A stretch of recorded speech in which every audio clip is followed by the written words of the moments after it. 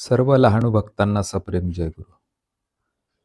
भारतीय संस्कृती ही ईश्वरवादी संस्कृती असल्याने येथील प्रत्येक जनमानसाच्या मनात ईश्वर या संकल्पनेबद्दल अत्यंत निष्ठा व आदर भावना असून नितांत प्रेम भावनेने ओतप्रोत अशी आहे. या मर्त्य जगात ईश्वरास प्रत्यक्ष कुणीही पाहिले नसून त्याची प्रचिती मात्र सर्वांनी घेतली आहे आणि घेतच आहे. आपण कुणीच ईश्वराचं प्रत्यक्ष दर्शन घेतलेलं नाही.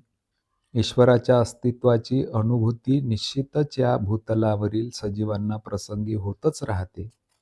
ती संत रूपाची होय. संत हे ईश्वराचे जिते जागते दूतच आहेत.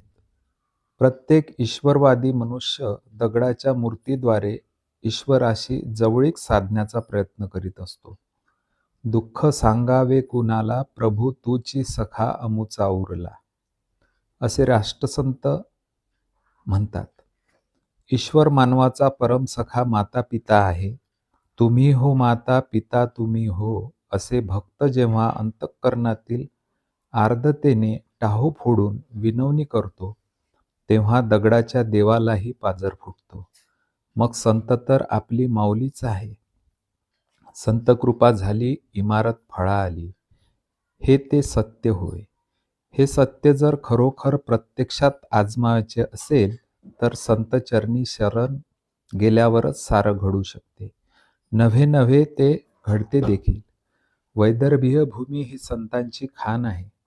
अनेक संत काल परत्वे येथे जन्मास येऊन तुमच्या आमच्या सारखे राहिले व आजही राहत आहे. परंतु त्याची ओळख पटण्यास जरा वेळ लागतो. काळ हा वेळ घेत असून काळच त्याचं संतत्व या जगतास पटवून देतो. अशा अनेक संतांनी विदर्भास भक्तीच्या मार्गाने आपल्या दर्शनाने कृपाप्रसादाने भक्तांना मुक्ती प्रदान केली आहे. अशा संतांच्या मांदियाळी टाकरखेड तालुका आर्वी जिल्हा वर्धा निवासी परमहंस श्री संत लहानूजी महाराज प्रत्यक्ष शंकराचाच अवतार होऊन गेले. ते आज जरी शरीर रूपाने आपणात नसले तरी त्यांचा वास सदोदित टाकरखेड्यात कायम आहे. अधिकात्मा म्हणजे अध्यात्म. आपण आपल्या स्वतःतले ज्या नामरूपाने ओळखतो त्याचं मूळ अधिक सूक्ष्म आहे. त्या सूक्ष्माकडे नेऊन आपल्यातला संकुचितपणा, द्वेष, मत्सर, ईर्ष्या, नफरत, क्रोध, लोभ आणि मोह या बाबीला मोडून टाकून आपल्या अंतःकरणातले व्यापक आणि विश्वाकार करणारं तत्व म्हणजे अध्यात्म. या अध्यात्माच्या माध्यमातून, संत सहवासाच्या माध्यमातून आपल्या विचाराला आणि मनाला जर योग्य दिशा मिळाली तर काय योग्य आणि काय अयोग्य हे ओळखून आपण आपल्या जीवनात काय केलं पाहिजे आणि काय करू नये याचे आपल्याला संकेत मिळते. हातून योग्य ते कर्म घडून येते. सत्कर्म आणि सत्कार्य करण्याची इच्छा निर्माण होते. परोपकार करावासा वाटतो आणि यामधून आपण आपल्या प्रपंचासाठी जे काही कमावू त्याच्यात नीतीचं बरकत तयार होते.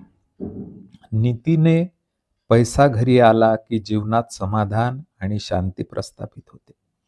शांती आणि समाधानाचा समन्वय जेव्हा साधला जातो तेव्हा आपल्या संपूर्ण जीवनात सुखाचा आविष्कार प्रगट होते. त्या आविष्कारामध्ये जो आनंद निर्माण होते तीच ईश्वर स्वरूप आनंद आहे.